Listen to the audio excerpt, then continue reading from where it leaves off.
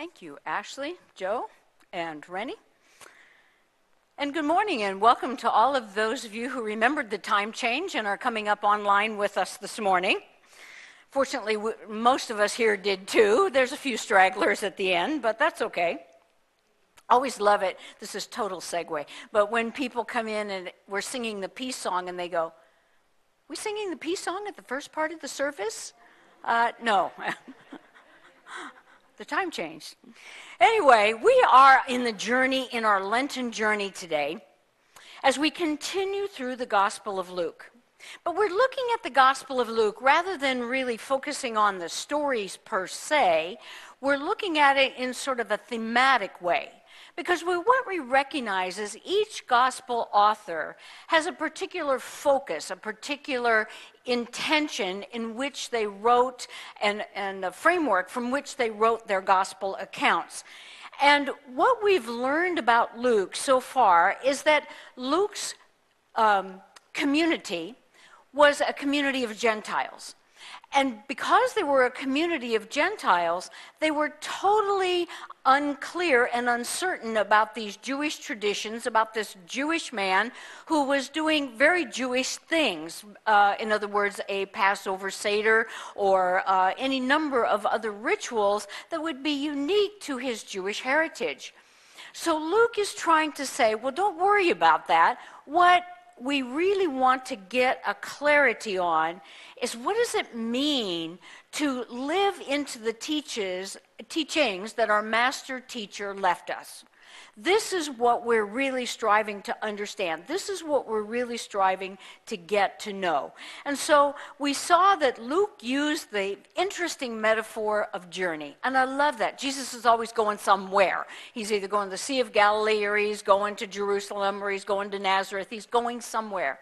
And I love that metaphor because it says to me, as I do believe it said to those who were sitting listening to Luke's gospel, we're all on a journey. Our spiritual journey is not just, I got spiritual and I checked that off my list. You know, it's like exercise. It's like taking good care of our health. Our spiritual journey is an ongoing journey. And our spiritual journey also has extremely high moments in which we go, wow, it's transcendent. I understand that I'm part of something greater and larger than myself. And yet at the same moment, we can be very, very concerned about our personal, maybe it's our health or our money or our relationships. And so we become almost isolated within ourselves, concerned about what it is that's going on. But what Luke's trying to tell us is, no matter what the spectrum of our lives, we are on a spiritual journey. And so from that perspective, we have seen the actions that Jesus has talked about and taught throughout this journey. So today we're going to address an interesting problem. People in Luke's community are new converts to Christianity. They're people that are new, and they're trying to understand what this is all about. But of course, as we know, in every organization, in every group, sometimes we fall out. What do we call it in the tradition? We backslide. So then the question is, if I backslide, am I welcome back in the community? If I'm not one of the few that are in the community, is it okay for me if I don't live a perfectly modeled life? If I'm not a perfect Christian, whatever that means, am I then welcomed into the community? So we open up the gospel at chapter 15, and we see that Jesus is out on the plains around the Sea of Galilee, and he is teaching. And the scribes and the Pharisees, the elders of the Jewish tradition, or the keepers of the Israelite religion, they make comment. Do you see that guy? He can't be a real prophet. He can't be a real teacher. He eats with sinners, and he eats with the unclean. We don't want anything to do with him. I mean, he can't be real. He can't be valid because he doesn't do it right. And at that point in the story, Jesus launches into 3 parables. We call it the Trilogy of the Lost. First of all, we have the lost sheep. The second one is the lost coin. And the third one, and probably most familiar, is the lost son, or as we know the story, the prodigal son, as it's often called. But there's some interesting similarities in all 3 stories. They all end up rejoicing that the one who had lost their way, the one who had not been accepted by society, was now embraced, was pulled into the family. And you know, what kind of a relief must that have been to Luke's community if someone thought that they had left the religious tradition, if they weren't doing the fasting right, if they didn't obey all the rules and rituals that were slowly but surely growing in this fledgling followers of the way, ultimately Christianity. The message was loud and clear. You are always welcome back, no matter how far you may stray. And we will go to great lengths in order to help you regain your status. So all of them end rejoicing. The one who was lost, the coin that was lost, the son that was lost has been found. The second thing, and this is most intriguing, all 3 stories are weird. Now, what I mean by that is they have something that disconnects. And that's why, and see, this is why Jesus is such a profound teacher, because he gets that you remember the story because it does disconnect. You know, have you ever, I can't remember the punchline, I can't remember the story, but the punchline is this, because it was so good, it was weird, and you connected with it. So let's take, for example, the story of the lost sheep, the very first one. It says that the shepherd has 100 sheep, and one gets lost. And he leaves the 99 to go search for the one. Now we have to stop and think about this for a minute. Okay?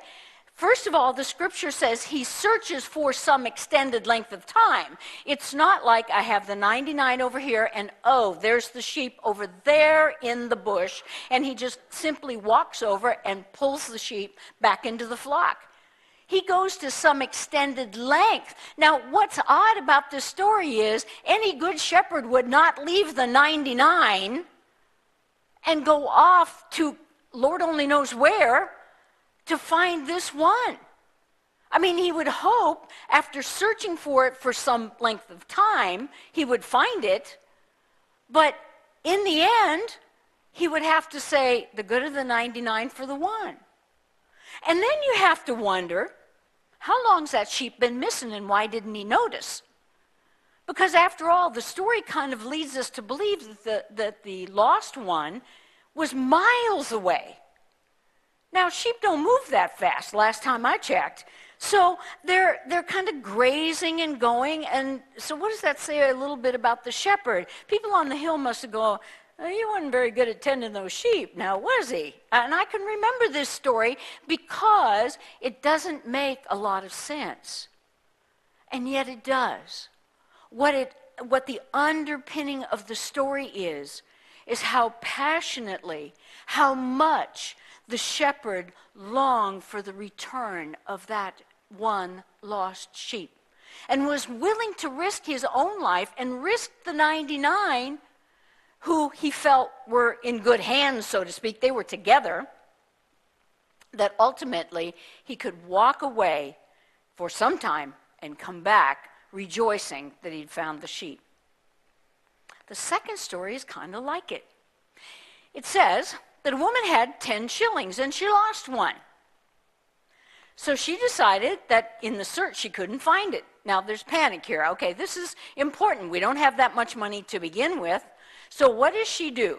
She begins to clean house, but it's dark, so she lights a lamp. Now to you and I, who live in a world where lights are everywhere, all we do is we go in and we flip a switch, we lose the import of this story. Liquid for a lamp was expensive. She probably spent a shekel looking for a shekel. Do you get it? She lit that lamp. Now, I would have said, listen, honey, you could have waited till the morning light and you wouldn't have had to light the lamp. But it was so important. You see what Jesus is trying to communicate? It's so important to her that she was willing to expend or to light that lamp and expend the funds that would have been, she would have spent for the oil because of this one coin. And so it says that she lit the lamp, she cleaned her house, and she found that coin, and she greatly rejoiced in it. How interesting when we step back from the stories and we step back from our 21st century mind, which all too often we tend to discount these stories because it's not our world and it's not the way we live, it's not the way we understand things, and really get a feel for the people and the times and the era, we have a better appreciation for these stories. So, of course, the last story, the longest story, and probably the most remembered story, is the story of the prodigal son. And basically, the story is about a father and his two sons. Seems pretty straightforward to begin with. But again, something strange happens. Something strange, something memorable happens in the beginning of the story. The younger son comes up to Dad, says, Dad, I want my share of the inheritance. And Dad said, okay, here you go. Do you know the two problems here? Who's supposed to get the inheritance? Was it the younger son? No. According to ancient tradition, it would have been the older son. There was no divvying up of the inheritance. The older son got it all. And if he was nice to his brother, and his brother was nice to him, if he chose to, then he could give some of the inheritance to his younger brother. The second thing is, when do you get an inheritance? When the people are dead. Okay, so here this guy comes up to his father, who is alive, and says, give me my share. My share? It ain't your share, kid. It's your brother's share. Now, you can feel the older brother. Now, being an oldest child, I have a deep appreciation for this story. It's always fun to get in a group of people, and those who are the youngest get in one corner, and those that are the oldest get in another corner. Woo, it gets an intense conversation, I want to tell you. It's a good story. And that's why, I thought to myself, why is it such an enduring story? Because wherever we fall in the family line, we get it. We get this story on a real, not only a spiritual level, but an emotional, visceral level. So the young man goes out, as the story tells us, and he has a really good time. He squanders all the money. So much so that it leaves him totally bankrupt. It leaves him with no friends. It leaves him with no resources. And he begins to sell himself in a way to feed the pigs. Now, for a good, upstanding Jewish boy, feeding the pigs is really not something that he should do. And not only that, but it got so bad. I mean, the story is telling us how bad did it get. He is now eating what the pigs would have eaten. So he's hungry, he's alone, he's frightened, and he's scared. And what does he do? At some moment, he reflects that back in his father's house, he was never treated like this. That if he could get himself upright and go home and apologize, ask his father's forgiveness, would the father take him back? This is sort of a hanging question, you see.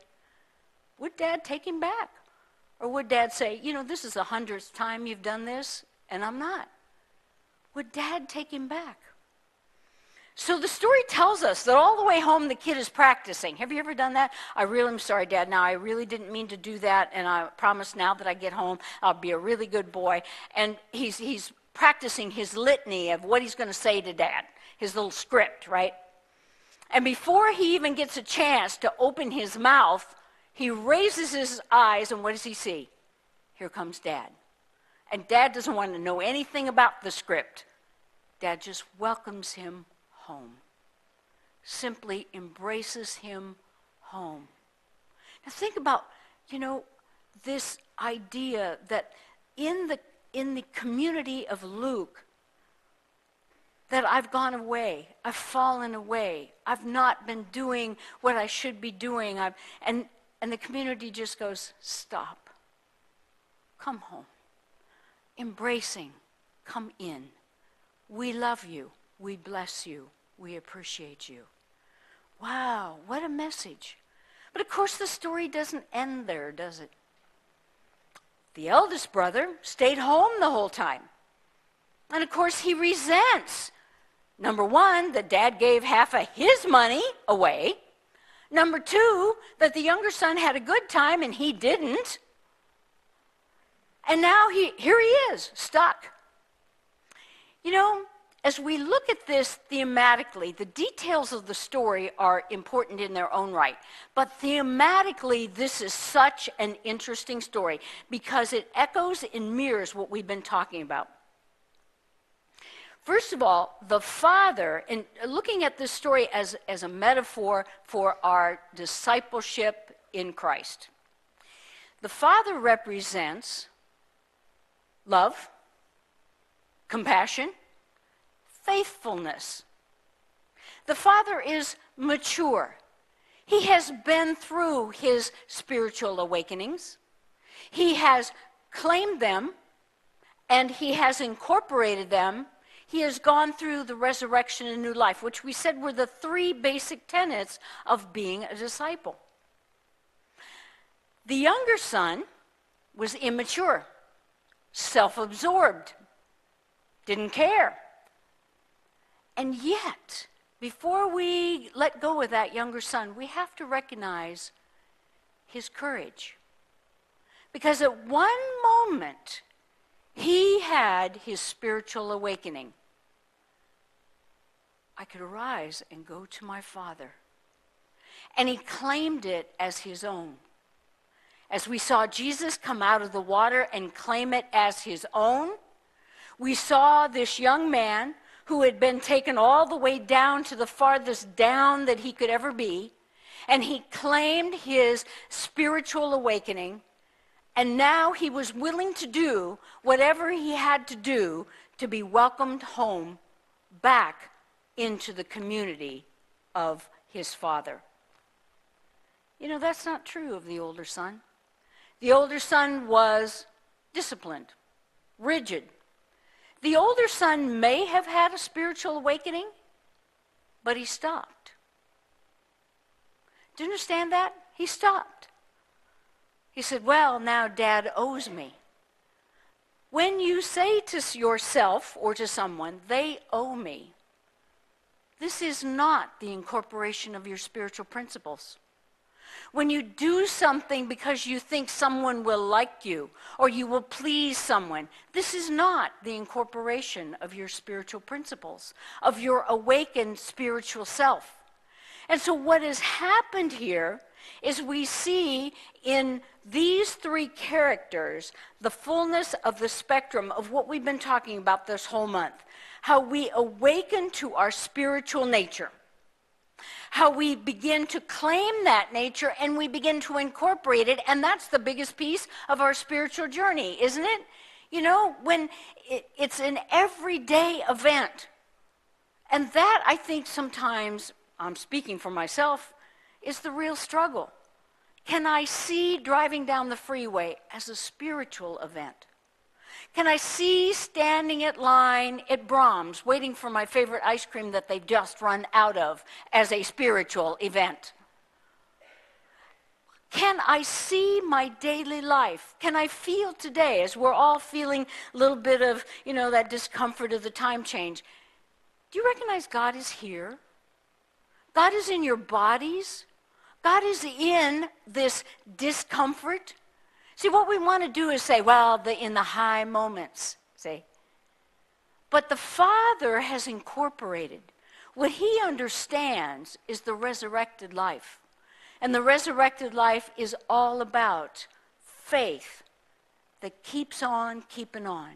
It's about love that holds open the possibilities of forgiveness. And he is the one who has compassion. Not only does he have compassion on his younger son, who has come home asking forgiveness, the end of the story tells us he's got a lot of compassion for the son who stayed home. Even though the son who stayed home didn't get it. I'm out in the field. I'm not coming into the party. And the father says, you know, you've always had everything I have. God tells you, you've always had everything I have. Why do you think you're deficient? Why do you think you're lack? You've always had everything I have. And in the moment when we begin to connect our very human journey through life from birth to death, when we begin to sync up and say, you know, everything is a miracle, everything is a spiritual story, everything is a part of my evolution, everything is a part of my incorporation, then we begin to rejoice because we know that we are free. We know that we are home. We don't need anyone's approval. We have it within ourselves. And the story leaves us hanging, doesn't it? It says that the older son is going out in the field. He's not joining the party. The dad does not plead with him. He just says, everything I've always had is yours. Come into the party, you're welcome. And he walks off. The older son just stands there. And so the implication of the story is, which son are you? Which son are you? The one who awakens, recognize your faults and flaws, the imperfections of a very real and live human life, and are willing to ask forgiveness? Are you the one that is so sure you've done it all right and you are perfect and above reproach that you can never let that spirit move in and through you? I think it's so important as we look at a story like this in all its complexities, because there are many, and you can read the story in many different ways, to remind ourselves that all three people, father, younger son, older son, are a part of us. For all our lives, we will have that young, rebellious, immature, it's all about me sense. That sense of us that continually struggles with sort of that dark side of our own human nature, and that what we really, really want is love and attention, thinking that it comes from outside of ourselves when it only comes within. And there is a part of us that gets very righteous. Oh, well, I know. I've done all the right things. I know how to do this religious thing. I'm right in sync. And then there's the part of the Father who's that incorporation and new life, where he understands that neither extreme is the right extreme, but they are part of us. And when we come together and we allow that spirit within to open our hearts, to ask for forgiveness, to claim our spiritual journey, then and only then is there a rejoicing. Because at that moment, we become one.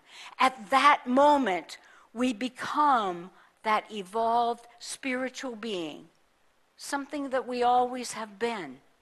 Only now, like the Father, we stand in an awareness that we are strong in belief and in faith and in compassion. Thank you for joining me today, and God bless.